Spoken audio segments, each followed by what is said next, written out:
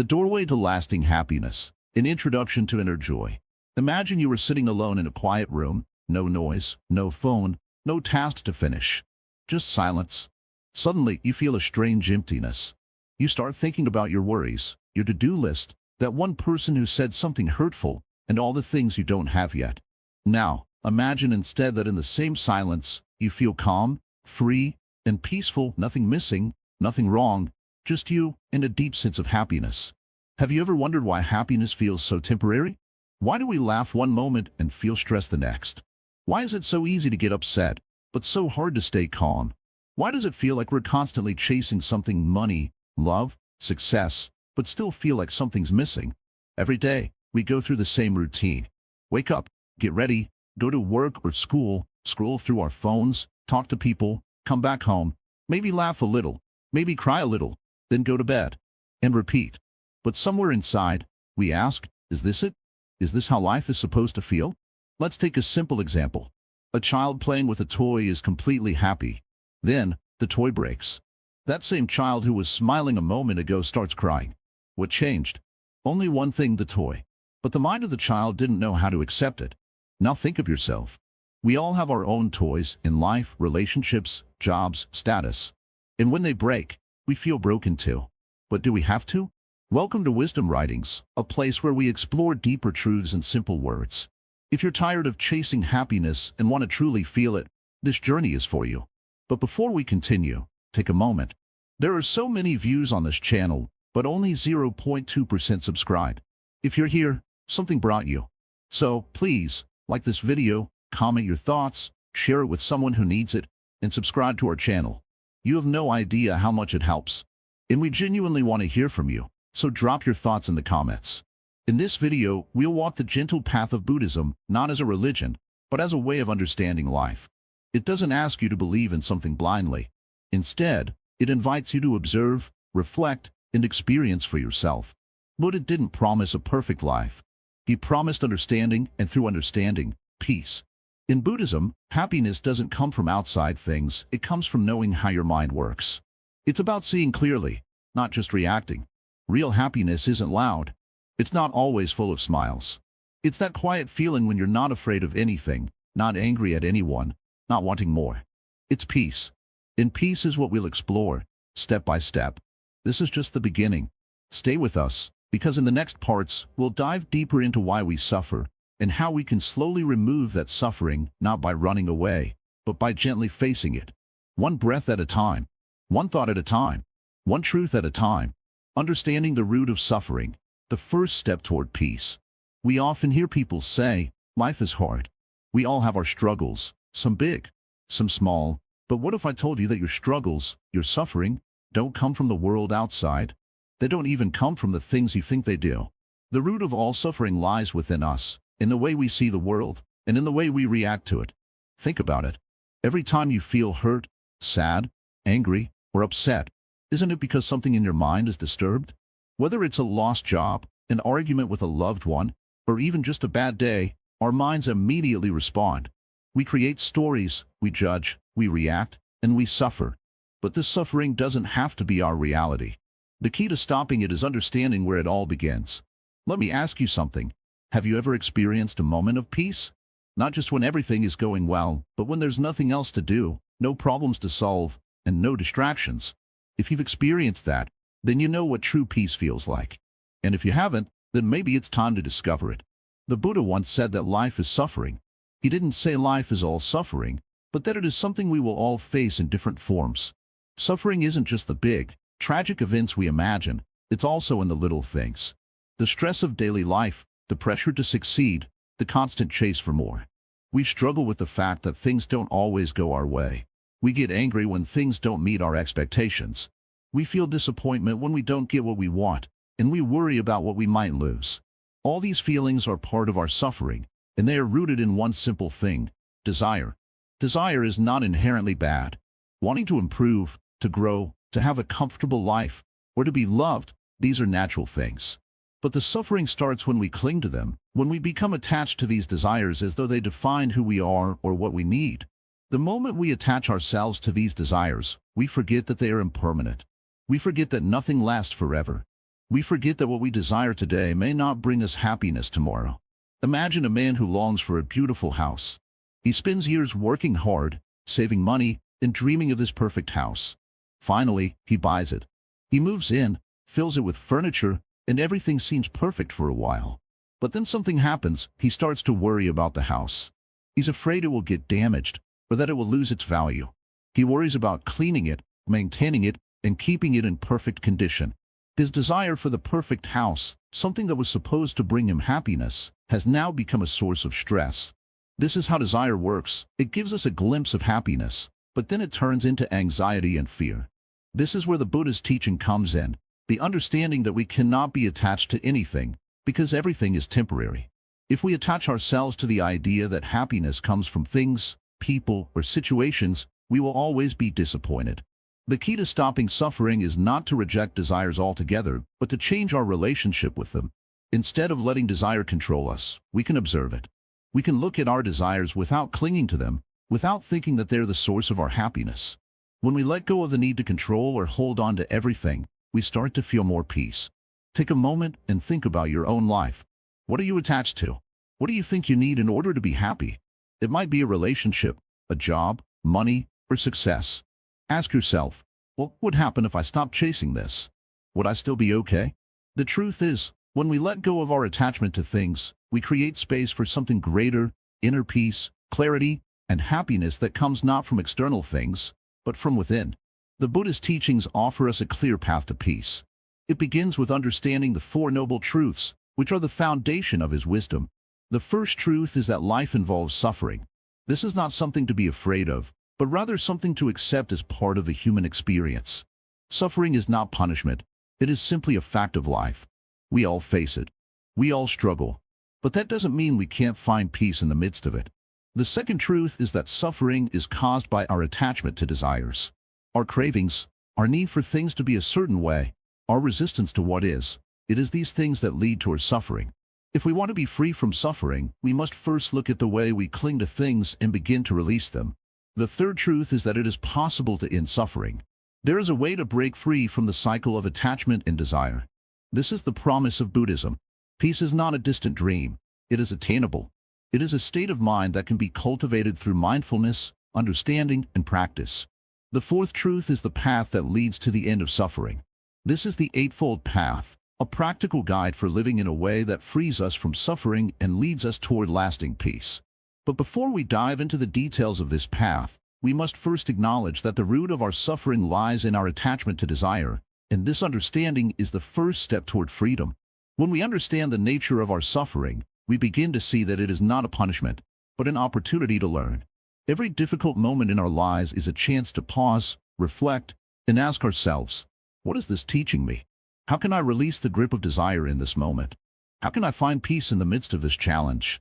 It's not about avoiding pain or pretending that life is always easy. It's about understanding that pain, like everything else, is impermanent. When we stop holding on to it, when we stop allowing it to control us, it begins to lose its power. In the same way, when we stop chasing after every desire, we find ourselves at peace. To live without suffering, we must learn to let go, not just of the things we want, but of the attachment to those things. This doesn't mean we stop caring. It means we stop depending on these things to define our happiness. The more we release, the more we find peace. The more we let go, the more we receive.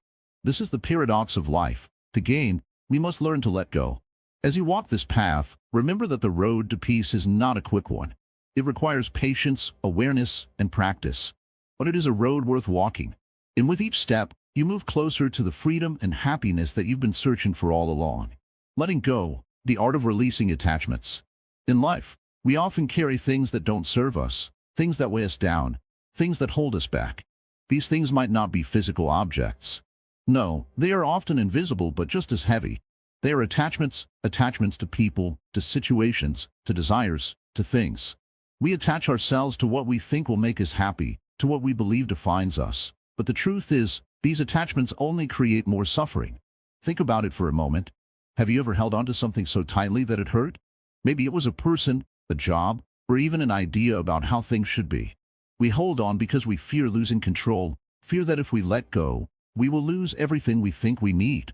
But in this tight grip, we forget one important truth. Holding on too tightly only makes us suffer more. Let me tell you a story. There was once a young monk who was learning the ways of life under the guidance of an old Zen master. One day, the monk asked the master, "Master, why do we suffer so much in this world?" The master looked at him and said, "You are like a man who is walking with a heavy backpack filled with stones. Every step you take, the backpack weighs you down more and more. Now, if you were to stop and take the stones out, would it not become easier to walk?" The monk nodded, understanding. The master continued, "Your attachments are like these stones. You carry them with you everywhere, without realizing how much they hurt. The more you hold on to them, the harder it becomes to move forward. Let go, and you will find that the burden lifts." In this simple story lies the essence of letting go. It is not about giving up or becoming indifferent. It's about realizing that our attachments are not as important as we think. We think that without them, we will be lost or empty. But in reality, it is these very attachments that trap us. The more we hold on to them, the more we become prisoners of our own mind. Now, consider this. Every attachment we form is tied to our desire. We desire things, people, situations to be a certain way. We hold on to these desires, thinking they will bring us lasting happiness. But desires are fleeting. What you desire today might not be what you desire tomorrow. What brings you joy now may not do so in the future. If we keep chasing desires, we are always moving from one craving to the next, never truly finding peace. The Buddha taught that desire is the root of suffering. It is our attachment to things, to outcomes, to expectations that causes us pain.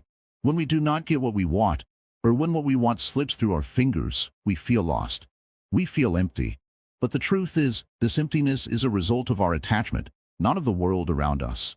The world is constantly changing, and so are we. When we hold on too tightly to the way we want things to be, we become disconnected from the flow of life. So, how do we let go? The answer is simple, though not always easy. It starts with awareness. We need to see clearly what we are holding on to. Ask yourself, what am I afraid to lose? What am I clinging to that no longer serves me?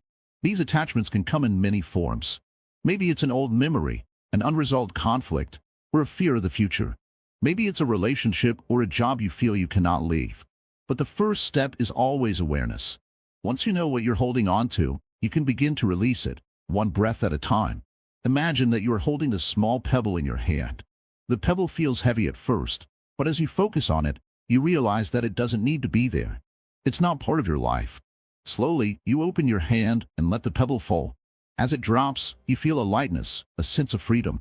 This is what letting go feels like. It doesn't mean you forget the past, or that you stop caring.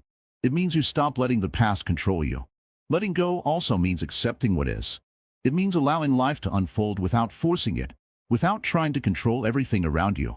Life is full of uncertainty, full of things that don't go as planned. But when we accept this uncertainty, when we embrace the flow of life, we stop fighting against what is, and we stop being attached to outcomes.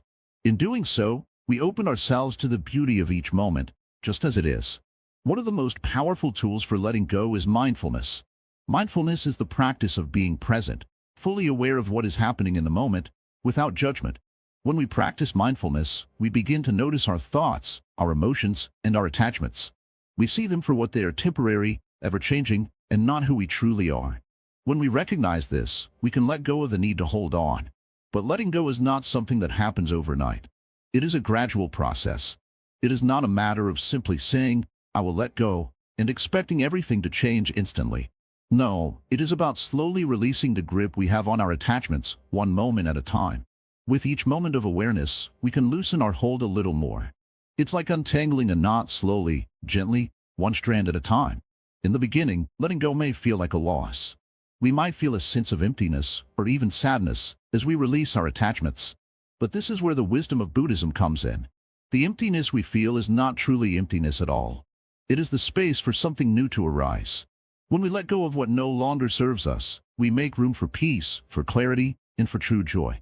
True freedom comes from letting go. It's not the freedom to do whatever we want, but the freedom from our own limitations. When we let go of our attachments, we are no longer prisoners of our desires. We are free to experience life as it is, without the burden of expectations or the fear of loss. You see, happiness doesn't come from holding on to things. It comes from releasing the need to control, from trusting that life will unfold as it should. Happiness comes from within, from the peace we find when we let go of our attachments and accept ourselves and the world around us as they are. So, take a moment today to reflect on what you are holding on to. What are you clinging to that might be keeping you from experiencing true peace? And then, one by one, let go of those things. Let go of the need to be perfect. Let go of the fear of failure. Let go of the past, the future, the things you cannot change. Let go of the idea that you need anything outside of yourself to be happy. When you begin to let go, you will find that the world becomes a little lighter, a little brighter. You will find that happiness isn't something you chase. It's something you allow to arise naturally when you stop holding on to everything. And as you let go, you'll discover that the more you release, the more you gain. The more you let go of the past, the more space you create for the present. The more you let go of your expectations, the more you open yourself to life's unexpected beauty. Letting go is not a loss, it is a gain. It is the gain of peace, of freedom, of true happiness. It is the art of releasing what no longer serves you, and embracing the beauty of what is. Mindfulness in motion, living fully in the present moment. Let me ask you a question.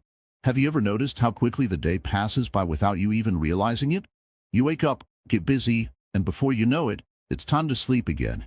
Days blend together. Weekends pass in a blur. You might think, where did all that time go? We spend our lives thinking about tomorrow, remembering yesterday, and somewhere in all of that, we miss the life we are living right now. What if I told you that the key to happiness isn't in what you will do tomorrow or what you did yesterday, but in how you are living right this moment? In the simple act of being fully present, without distractions, without the noise of the past or the future. This is what mindfulness is all about. Mindfulness isn't some distant, complicated idea. It's just paying full attention to what's happening right now.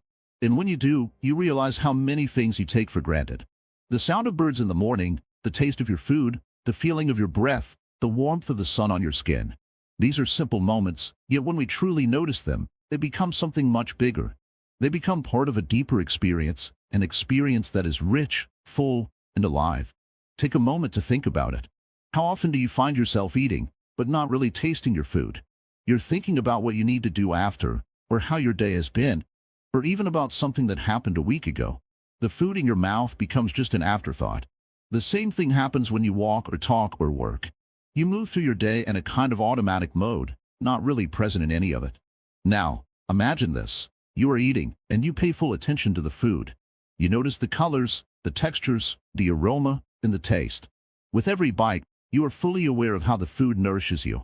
For those few moments, you are not distracted by worries, not thinking about the past or future. You are just there, experiencing that one thing completely. Doesn't it feel different? Doesn't it feel more meaningful? This is the power of mindfulness. When you practice being truly present, life becomes more vibrant, more vivid, and more meaningful. Every simple task, every small action, becomes an opportunity to experience life as it is. It's not about seeking happiness in some far-off place or in some future moment. It's about finding happiness right where you are, right now. But how do we get there? How do we live mindfully in a world that is always pulling us in different directions? It starts with the awareness that you have the ability to choose where your attention goes. In every moment, you can choose to be present. It's not easy at first. Our minds are trained to wander, to think about everything all at once. But with practice, you can teach yourself to bring your focus back to the present. When you walk, walk slowly and feel the ground beneath your feet. When you talk to someone, listen with all your attention, without thinking about what you'll say next. When you work, focus on the task at hand without letting your mind race ahead to what you need to do later. When you wash your hands, feel the water, the soap, the warmth. In every little moment, you can practice mindfulness. And here's the most important part. When you are fully present, you are fully alive. You stop running from moment to moment, and instead, you become aware of the gift each moment brings. Life isn't just something that happens to you. It's something you experience, something you live. The richness of life is in these small details, in the simple things we often overlook. You see, mindfulness is not about making your mind blank or escaping the world. It's about engaging with the world more deeply. It's about understanding that the present moment is all we really have. The past is gone, and the future is uncertain. But now, this very moment is real. And when you can live in this moment fully, you begin to experience a deeper sense of peace. The beauty of mindfulness is that it can be practiced anywhere, at any time. You don't need a special place or a special technique. All you need is your willingness to be present. Whether you're washing dishes, walking in the park, sitting on a bus, or having a conversation, you can choose to be there completely.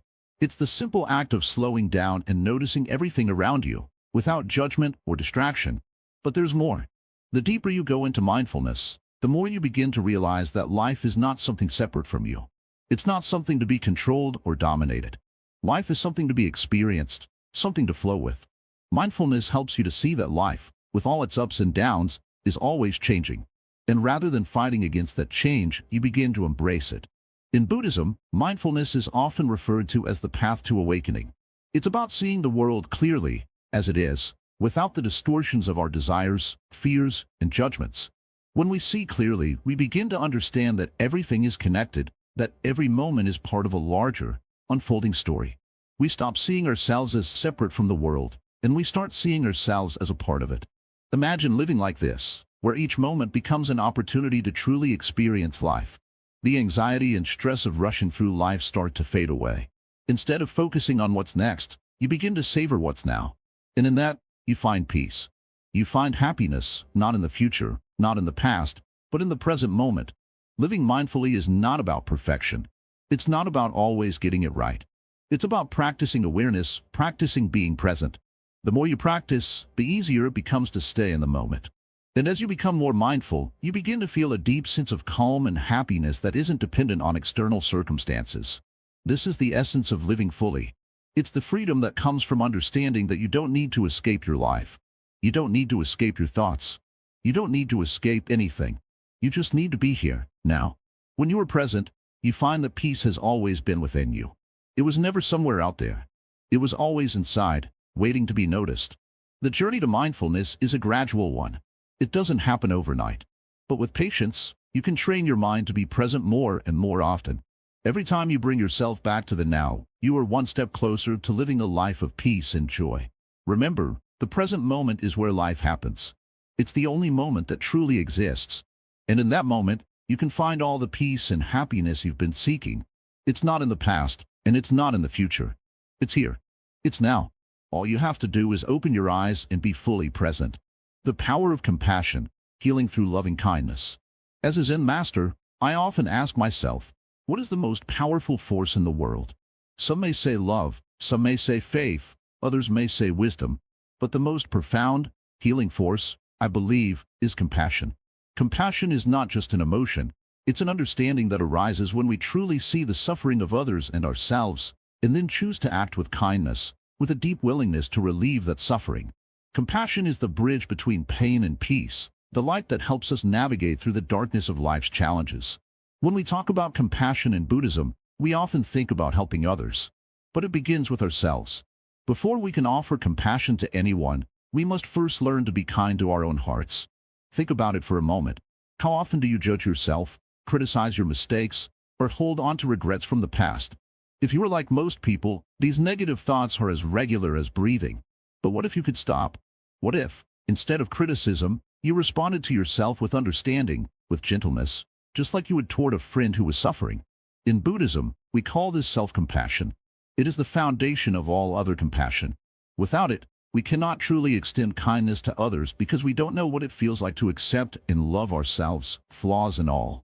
It's easy to love others when they are happy, when they are kind to us. But real compassion begins when we learn to love without conditions. It starts when we see ourselves with the same eyes we would use to look at someone we care deeply about. Once we understand compassion for ourselves, it becomes easier to recognize the suffering of others. We all know what it feels like to be hurt, to be misunderstood, to experience disappointment or failure. These are universal feelings. When we see someone else suffering, we don't need to fix them or make it go away. Instead, we can be present with them, offering our hearts in silence, knowing that sometimes just being there is enough. True compassion isn't about doing. It's about being. It's about being fully present with another person, feeling their pain, sharing their joy, and offering your support in a way that comes from your heart, not because you have to, but because you want to. It's the simple act of listening, of not rushing to give advice, of not judging, of offering a safe space where someone can feel heard and understood. You may be thinking, but what about when others hurt me? How can I be compassionate then? It's natural to feel anger, resentment, or even hate when someone wrongs us. But these emotions, like all others, are impermanent. They arise, and then they fade away. When we cling to them, When we hold on to them tightly, they cause suffering in us, not in the person who hurt us. To be compassionate in these moments means to let go of the pain, not for the other person's sake, but for your own. Holding on to anger is like holding a hot coal in your hand, hoping the other person will feel the burn. But it's you who suffers. So, compassion means releasing that coal. It means forgiving, not because the other person deserves it, but because you deserve peace. I know this is difficult. I know how much it hurts when someone you love or trust betrays you. But ask yourself this: what will make you free? Will it be holding on to this pain? Or will it be letting it go? Compassion is not about weakness. It's about strength. It's about the strength to forgive, to release, to heal. And the more you practice compassion, the stronger you become. In Buddhism, we speak of metta, loving kindness. It's the practice of sending thoughts of love and goodwill toward all beings, including yourself. This isn't just about wishing for others to be happy. It's about transforming the mind and heart to radiate kindness in all directions, without expectation or judgment. It's about choosing love over fear, peace over conflict, understanding over anger. Loving kindness is not reserved for those who treat you well. It is for everyone. In fact, the real challenge is sending love to those who hurt you. When you can look at someone who has wronged you and wish for their happiness, you break the cycle of hatred and revenge. You rise above the situation. You free yourself from the chains that keep you tied to pain. One of the most powerful Buddhist practices for cultivating compassion is meditation. When you sit quietly, focusing on your breath, you begin to cultivate a deep sense of presence. As you breathe in and out, you start to notice the thoughts and feelings that arise in your mind. Some may be pleasant, others may be uncomfortable. But in that stillness, you learn not to react. You learn to simply observe. When you extend this practice to compassion, you begin by silently offering love to yourself. You repeat phrases like, "May I be happy, may I be at peace, may I be free from suffering." With time, your heart softens, and you start to feel the warmth of love toward yourself. From there, you begin to extend that love outward, first to those you care about, then to strangers, and eventually to those you may consider enemies. You learn to send love and goodwill to everyone, without exception. The beauty of compassion is that it doesn't require anything from the other person. You don't need them to change, to apologize, or to behave differently. Compassion is a gift you give yourself. It's a choice you make to live with an open heart, to see the world through eyes of kindness rather than judgment. It's about choosing peace over conflict, understanding over hatred. This is not an easy path, but it is a path that leads to lasting peace. The more you practice compassion, the more you will find that the world around you begins to change. You will no longer be so quick to anger, so quick to judge, so quick to hold grudges. Instead, you will learn to see people as they truly are, imperfect, vulnerable, and just like you. Remember, compassion isn't just about helping others, it's about healing yourself. It's about learning to soften the harshness of your own thoughts and actions. It's about creating a world where kindness is the rule, not the exception. And it starts with you, right now, in this moment. If you can offer yourself the same kindness you offer to others, if you can forgive yourself for past mistakes, and if you can choose love over fear, then you are already walking the path of peace. You are already one step closer to a life of true happiness. The Four Noble Truths, a path to inner freedom.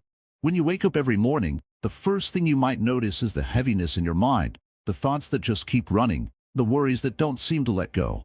Sometimes, it feels like the world is spinning too fast, and you're just trying to hold on. You may ask yourself, why does life feel so hard sometimes? Why do we struggle so much with things we can't change? Why do we face pain, suffering, loss, and disappointment over and over again? What is the secret to truly finding peace? Buddhism, which is more about understanding than belief, offers something profound. It doesn't ask you to change everything in your life. It doesn't tell you that you need to work harder, be smarter, or have more. Instead, it starts by showing you what is already present in your life and how, by understanding these things, you can find real freedom. This is where the Four Noble Truths come in. The first truth is simple but can be hard to accept. Life involves suffering. The word suffering might sound too strong or negative, but let's think of it as the discomfort, pain, or dissatisfaction that we experience every day. It's in the little things like getting stuck in traffic, feeling ignored, or not getting what we expected. It's in the bigger things like losing a loved one or facing illness. Suffering is not just about physical pain, it's about emotional pain too. It's about the constant sense that something isn't quite right, that we always need more to feel complete. This suffering isn't something unusual or specific to you. It's part of being human, Whether you are rich or poor, young or old, successful or struggling, everyone experiences it. No one is exempt from this. And in accepting this truth, you stop resisting life the way it is. You stop expecting that life will always be easy, and you start seeing that suffering is simply a part of the human condition. When we accept that suffering is part of our existence, it doesn't control us as much anymore. We don't need to fight it or pretend it isn't there. The second truth, which may feel like a relief after understanding the first, is that suffering has a cost. This might seem like an obvious statement, but it holds deep wisdom. Why do we suffer?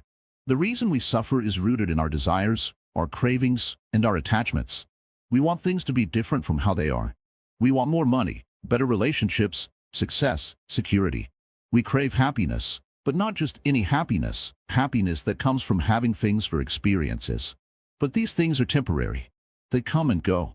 No matter how much we have or get, the craving never stops. When we get one thing, we want something else. And this constant craving is what keeps the cycle of suffering going. Buddhism teaches that this craving is not just about material things. It's also about wanting to feel a certain way. We crave approval from others. We crave comfort. We crave the idea of perfect love or success. But when we don't get these things, we suffer.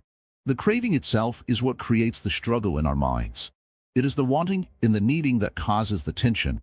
So, the second noble truth helps us to see that the cause of suffering is our attachment to these desires and our belief that they will bring us lasting happiness. The third noble truth gives us a glimmer of hope. Suffering can end. This isn't just wishful thinking. It's a statement of possibility. The suffering we experience in life is impermanent. It doesn't have to be a life sentence. If we learn to let go of the attachments, the desires, and the cravings that create our suffering, we can find peace. It's like this. Imagine a cloud that's blocking the sun. As long as the cloud stays there, it feels like the sun is hidden, and the world feels dark. But when the cloud moves away, the sun shines through, and the light is always there. Our suffering works the same way. It's not that life will never be hard, but we don't have to keep holding on to our pain and suffering. We can let go of our attachments. We can learn to face life as it is, without trying to control every outcome. When we stop fighting against life, when we stop holding on to what we think should be, we start to experience the peace that was always there, just waiting for us. The third noble truth is about understanding that peace is not something we gain from the outside, it's something we uncover from within. And finally, the fourth noble truth tells us how to end suffering. There is a path. It's not a magic solution or a shortcut, but a path that we can walk every single day. This path is called the Eightfold Path, a guide for living a life that leads to freedom from suffering. It is not about reaching some distant goal or becoming perfect. It's about the small, consistent steps we take every day to live with more awareness, more kindness, and more wisdom. The Eightfold Path is a practical guide. It asks us to practice right understanding, right intention, right speech, right action, right livelihood, right effort, right mindfulness, and right concentration. These steps are not to be followed perfectly or rigidly. They are reminders of how we can live a life that is more peaceful, more balanced, and more compassionate. And as we walk this path, we begin to notice the shifts within us. We become less reactive, more calm, more present. We find that we no longer need to hold on to our old habits of wanting more, needing more, fighting with life. The Four Noble Truths, when understood deeply, can change the way we experience the world. They show us that suffering is not something we can avoid, but it's something we can understand. They show us that our suffering is caused by the way we think, feel, and react to the world, and that by changing how we relate to life, we can end our suffering. They teach us that there is a path we can walk every day to find peace, not someday, but right now. This journey is not easy, and it doesn't happen overnight. But every time you take one step, you move closer to freedom. And that freedom, the kind that comes from inside, is the only kind of happiness that lasts. Life will continue to throw challenges at you, but with the wisdom of the Four Noble Truths, you can start to see them differently. You will learn to let go of unnecessary attachments.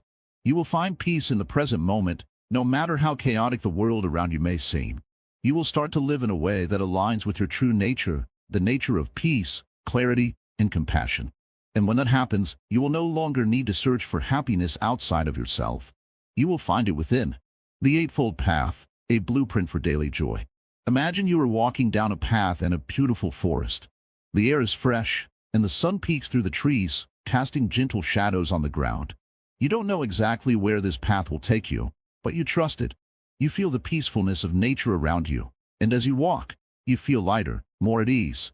You don't need to hurry, because the journey itself is enough. This is what life can be like when we follow a path that leads us to true happiness. The Eightfold Path is just that, a path. A path that was laid out by the Buddha to help us understand how to live a life of joy, peace, and balance. It's not a path you can walk once and be done with. It's a way of living every day, every moment. Like walking through the forest, you may face challenges, rough terrain, or moments of doubt, but each step you take on the Eightfold Path brings you closer to inner peace. The Eightfold Path isn't a set of complicated rules. It's a guide, a very simple guide to living life in a way that reduces suffering and brings happiness. The first step on this path is right understanding. This doesn't mean you have to understand everything perfectly or have all the answers. It simply means seeing the world as it truly is, understanding that things are impermanent, that nothing lasts forever. People come and go, situations change, and no matter how much we try to hold on to them, everything changes. If you understand this, it's easier to let go when things don't go your way. You stop clinging to things that will only cause you pain. Instead of resisting change, you start accepting it. In an acceptance, you find peace. Next is right intentions. What is the intention behind your actions? Are you acting out of kindness, compassion, and love? Or are you acting out of fear, anger, or desire? Right intention is about aligning your thoughts and actions with pure, positive energy. It's about choosing kindness over cruelty, love over hate, peace over conflict. Every intention you set in your heart will shape your future, just like the seeds you plant today will shape the fruit you pick tomorrow. Then, we have right speech. Words have power. When we speak, we can either build or destroy. Our words can lift someone's spirit or break their heart. Right speech teaches us to speak with honesty, kindness, and respect. It asks us to refrain from gossip, lies, and harsh words. Think about how you feel when someone speaks to you with kindness versus when someone is rude or deceitful. Which conversation leaves you feeling more at peace? Right speech is a practice of choosing words that create harmony, not chaos. The next step is right action. This is about how we behave in the world. Are we living in a way that harms others? Or are we living in a way that supports kindness, respect, and compassion? Right action calls us to make choices that contribute to the well-being of others and ourselves. It's about treating others with dignity, not harming any living being, and living ethically. Right action is the foundation of a peaceful life because when we act with care and respect, we create a peaceful world around us. Right livelihood comes next. How do you earn your living? Are you doing work that contributes to the well-being of others, or are you harming them in some way? Right livelihood is about choosing work that is in line with your values. It's not just about making money or getting ahead. It's about finding a job or profession that allows you to live with integrity, to contribute to society in a meaningful way. It's about earning a living without causing harm to others or the environment. When your work aligns with your values, it's easier to feel fulfilled and happy, no matter what you do. Next, we come to right effort. This step is about cultivating positive states of mind and letting go of negative ones. It's about making an effort to be kind, patient, and understanding, even when life gets tough. It's easy to get lost in anger, frustration, or despair when things don't go the way we want. But right effort teaches us to keep going, to put in the work to develop a mind that is calm, clear, and positive.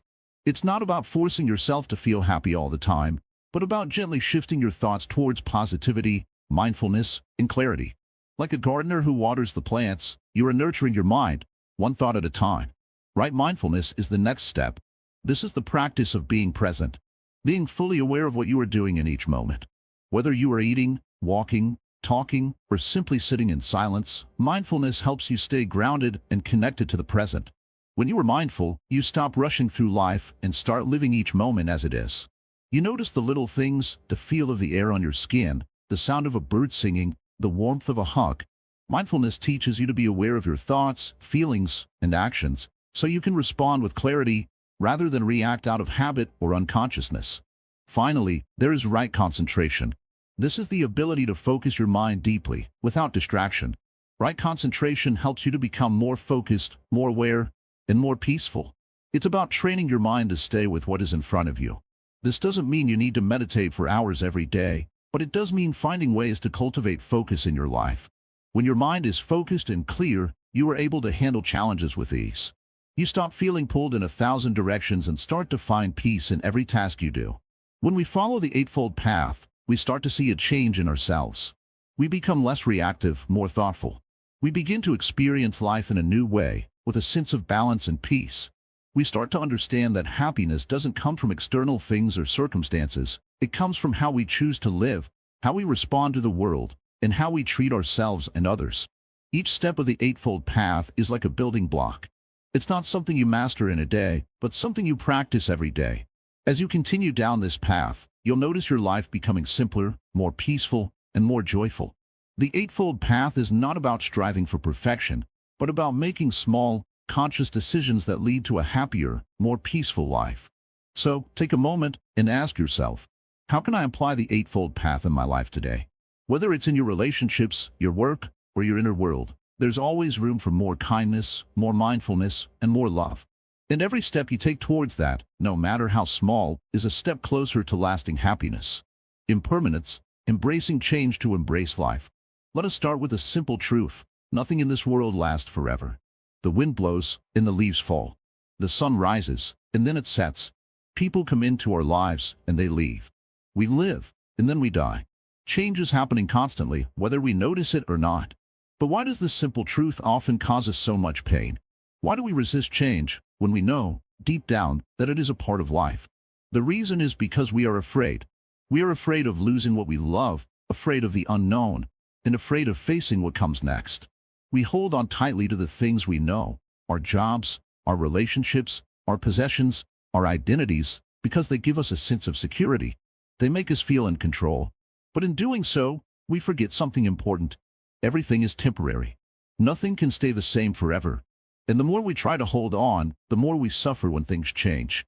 Let me ask you this. Have you ever noticed how a tree changes with the seasons?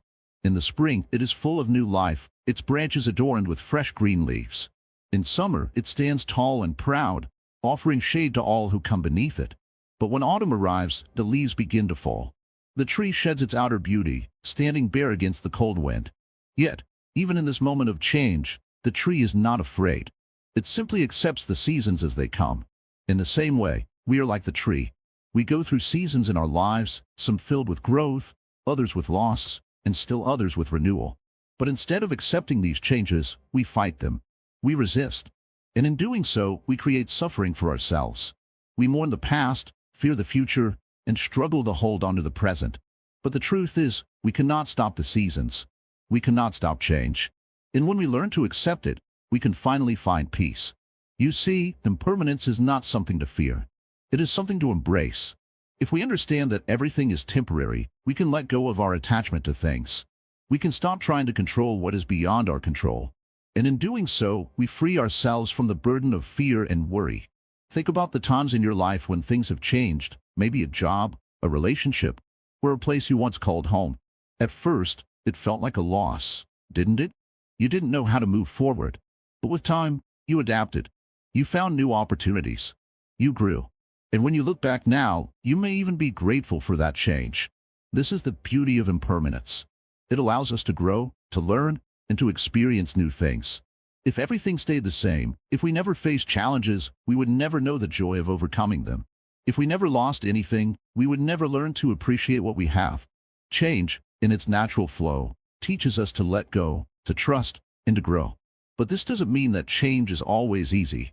It's not always comfortable. In fact, sometimes it can be downright painful. The end of a relationship, the loss of a loved one, the loss of a job, or even a small shift in our daily routine can shake us to our core. But it is in these moments of discomfort that we are given the greatest opportunity to grow. When we face change, we can choose how we respond. We can resist and suffer, or we can accept and learn. Acceptance doesn't mean we don't feel pain. It doesn't mean we don't grieve or feel sadness. But it means that we no longer let our fear of change control us. We begin to understand that it is not the change itself that causes suffering, it is our resistance to it. Take a moment to reflect on a time when you experienced a difficult change. How did you react? Did you fight it? Did you try to hold on to what you once had? And how did that make you feel? Now, imagine that instead of resisting, you simply let go. You accepted that this was a part of your journey, a part of life. How would that change your experience? This is the practice of mindfulness. It is about observing change as it comes, without clinging to the past or fearing the future. It is about being fully present in the moment and trusting that, no matter what happens, we will be okay. Buddha once said, all conditioned things are impermanent. When one sees this with wisdom, one turns away from suffering. What he meant by this is that when we understand the nature of change, when we see it clearly, we can stop suffering over things that are beyond our control. We stop trying to hold on to the past, and we stop fearing the future. We simply live in the present, embracing the changes that come with it. Let's take a moment to think about our own lives. What are the things we are holding on to tightly? What are the things we fear losing? Are we afraid of change, or are we ready to embrace it? Embracing impermanence doesn't mean we let go of our dreams or stop caring about the things we love. It means that we understand that these things, too, are temporary. We learn to cherish them for what they are, in this moment, without fear of losing them in the future. We begin to see that change is not something to be feared, but something to be celebrated. When we can truly embrace impermanence, we can begin to live more fully. We can stop waiting for things to be perfect. We can stop worrying about what we may lose. We can start enjoying the moments we have, exactly as they are, knowing that they will pass, but that does not make them any less valuable. The beauty of impermanence is that it reminds us that everything is precious. Every moment, every person, every experience is a gift. And when we let go of the need to control, when we stop resisting change, we open ourselves to the full richness of life. In the end, life is not about holding on. It is about living fully, knowing that every moment is unique, and that every change is an opportunity to grow. When we learn to embrace impermanence, we learn to live in peace, with a heart open to whatever comes next. And that, in itself, is true happiness. Karma and choice, creating your own happiness. Let us sit together for a moment in silence. Feel your breath. Notice how it comes and goes without force. It doesn't ask your permission to rise. It doesn't need your command to fall. But still, it listens. Your breath is like your life, quiet, yet always there. And just like your breath, your choices shape your life, whether you are watching them or not. Today, we speak about karma, not as some mystical law, not as punishment or reward, but as a very simple truth. Every action has a result. When you smile at someone with kindness, it leaves a mark. When you speak with anger, that too leaves a mark. Not just on the world, but deep inside you. People often ask, why do bad things happen to good people? Or why does someone who lies and cheats still succeed? But karma doesn't work like a bank account, where you deposit good deeds and expect rewards. Karma is more subtle. It is the quiet shaping of your mind, your habits, and your path in life, moment by moment, choice by choice. Imagine planting a seed. If you water it every day, give it sunlight, protect it from storms, what will happen? It will grow. Maybe slowly, but it will. Now imagine planting a seed of anger. You keep feeding it with complaints, blame, and harsh words. That will grow too, into bitterness, stress, and pain. Karma is nothing more than this. The seed, the care you give it, and the fruit it becomes. Every thought, every word, every action, it all builds your future. Not in some faraway life, not in another birth, but here, right now. You may not see it immediately, but your life is shaped by the patterns you create. If you wake up and complain every morning, your mind learns to see the world in that way. If you wake up and say, today, I will try to be kind, then slowly, your life becomes lighter. But remember this, karma is not a prison. It is a path. You are not stuck. You are not trapped by your past. Every breath gives you a chance to choose again. Every moment gives you the gift of a new seed to plant. You are not only living karma, you are creating it. Right now. Sometimes, people feel helpless. I have made so many mistakes, they say. Can I really change? The answer is simple, yes. You are not your past. You are not the story others have written about you. You are not even the story you tell yourself. You are the awareness that watches all of this. And that awareness can always begin again. Let us say you have been unkind to someone. Maybe you didn't mean to hurt them, but you did. The karma of that action lives in you, not just as guilt, but as an opportunity. You can choose to apologize. You can choose to do better next time. You can choose to turn that pain into wisdom. That is also karma. We often think of karma only when something bad happens. We say, this is my karma, as if we are doomed. But karma is also joy. Karma is also love. Karma is also the peace you create by sitting quietly and understanding yourself. If you're honest with yourself, you'll see how many small decisions you make every day. What to say, what not to say. What to think, what to ignore. What to hold on to, and what to let go. These choices shape the entire tone of your life. And each one carries a tiny thread of karma. There is no need to fear karma. It is not chasing you like a shadow. It is not waiting to punish you. It is simply showing you the mirror. And in that mirror, you can see clearly where your choices are leading you. That clarity is a gift. Use it. You may ask, what should I do now? The answer is, watch yourself. When you speak, listen to your own words. When you act, ask yourself, will this create peace or suffering? You don't need to be perfect. You just need to be aware. In Buddhism, karma is not meant to scare you. It is meant to empower you. You are the artist, and your life is the painting. You are the gardener, and your heart is the soil. What will you plant today? Let go of blaming others. Let go of waiting for luck. Instead, look gently inside and ask, what am I creating right now? Are you creating connection or distance? Are you creating trust or fear? Every word matters. Every breath matters. There are people who say, I am unlucky. But often, they are repeating old actions, old thoughts, old reactions. And with each repetition, they create the same kind of life. If you want new results, you must plant new seeds. Even small changes create powerful ripples. Smile when you don't feel like it. Forgive someone you've been holding anger toward. Listen without trying to fix everything. These are small, but they shift the energy of your life. The best part is karma is not fixed. You are free to shape your path with every step. The past may have its weight, but the future is still open. It opens with your next choice. In the one after that. In the one after that. Sometimes, change feels slow. You may think nothing is happening. But trust that the seeds you plant with awareness and care will grow. Just like the tree that stands tall today once began as a small, unseen seed beneath the earth. So, don't wait for someone else to bring you happiness. Don't wait for the perfect job, the perfect person, or the perfect moment. Begin here, now, with what you think, say, and do. This is your true power.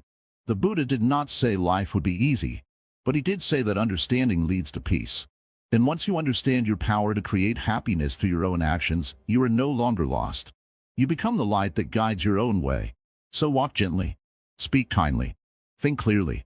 Not for some distant reward, but because it brings peace right now. In this breath. In this life. That is the heart of karma. And that is the heart of happiness. Returning to the self, sustaining happiness for a lifetime. Now, let's talk about the journey to lasting happiness. We've walked through so many concepts, seen the challenges of life, and explored the teachings that Buddhism offers. But as we near the end of this journey, let me ask you, where do you stand right now? Do you feel like you understand happiness a bit more? Do you feel like you're starting to see through the fog that clouds your mind, making you believe that happiness depends on external things? If you do, then you're already on the path. If you don't, then it's okay. Remember, the path is not about reaching a final destination in a rush. It's about understanding, one step at a time. We all have moments of clarity, and we all have moments of confusion. That's the nature of life. But the more we practice mindfulness, the more we embrace these teachings, the clearer our path becomes. You see, happiness is not a one-time achievement. It's a way of living. It's a daily practice. And this practice doesn't require you to be perfect. It only requires you to be aware. We often think of happiness as a goal to reach, something to achieve. But in reality, happiness is something that is already within us. We just need to reconnect with it, peel back the layers of stress, distraction, and unnecessary desire that hide it from our view. When we understand the nature of life, the truth about impermanence, we can stop clinging to things that are always changing. We begin to see that the love we have for our possessions, relationships, and achievements is natural, but it is also temporary. By accepting this, we are not giving up on life. We are freeing ourselves from the expectations that make us miserable when those things are no longer around. This acceptance, this letting go, doesn't mean that we stop caring. On the contrary, it's the opposite. We care more deeply because we're no longer attached. When we release the need to possess or control, we open up the space for true love, true joy, and deep peace. We stop trying to hold on to things that are always slipping away and start living more fully in the present. In every moment, there is an opportunity to return to yourself. No matter how busy you are, no matter how many tasks you have, there is always a moment you can choose to stop, breathe, and reconnect. Even when life feels overwhelming, when your mind is racing, or when your emotions are strong, remember, these feelings are just that, feelings. They're not you. They don't define you. The mind has a natural tendency to get caught up in the past or rush toward the future. We remember old memories or worry about things that may never even happen. But happiness exists only in the present. The past is gone, and the future is yet to come. All we truly have is now. And when we realize this, we can begin to find happiness right where we are. Buddhism teaches that the key to happiness is to break free from the cycle of craving and attachment. We often think that we need more things, more approval, more success. But these are just temporary solutions. True happiness comes from within. It's not about accumulating, it's about understanding and letting go. When you stop chasing after things, you begin to find peace in the moments you already have. The practice of mindfulness is how we begin this journey. It's simply the act of paying attention to the present moment without judgment. When you eat, eat. When you walk, walk. When you talk, talk. And when you feel sad, feel sad. Don't try to push your feelings away. Don't try to control everything. Just observe it all. Let the mind settle, and you'll find that peace is already there. It might seem simple, but it's not always easy. Our minds are trained to distract us, to jump from one thing to another. But as you practice mindfulness, you'll start to notice something powerful, moments of stillness. In these moments, you'll experience true joy. True happiness comes from within. It's not tied to anything outside of you. We all have the ability to cultivate peace, joy, and love. But the question is, will we choose to practice it every day?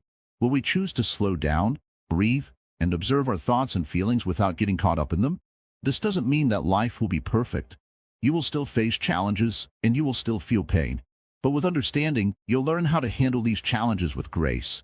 You'll learn to meet life as it comes without letting it overwhelm you. And most importantly, you'll find that true happiness doesn't depend on getting what you want. It depends on accepting what is. As we end this journey together, remember, happiness is not a destination. It's not something to chase. It's a way of being, a way of seeing the world. And it's always available to you. You have everything you need right now. The peace, the joy, the love, it's already in you. So, take a moment today to pause, breathe, and return to yourself. And tomorrow, do it again. And the day after that. Make it a practice. Because true happiness isn't about finding something new. It's about rediscovering what's always been there. Thank you for joining me on this journey. I hope these teachings have helped you open your eyes to the truth of happiness. If you found this video meaningful, please remember, like this video, comment with your thoughts, share it with someone who could benefit, and don't forget to subscribe to our channel, Wisdom Writings. Your support means the world to us. May you walk in peace. May you find happiness, not in the future, but in this very moment. This is the essence of Buddhism, and this is the path to a truly happy life.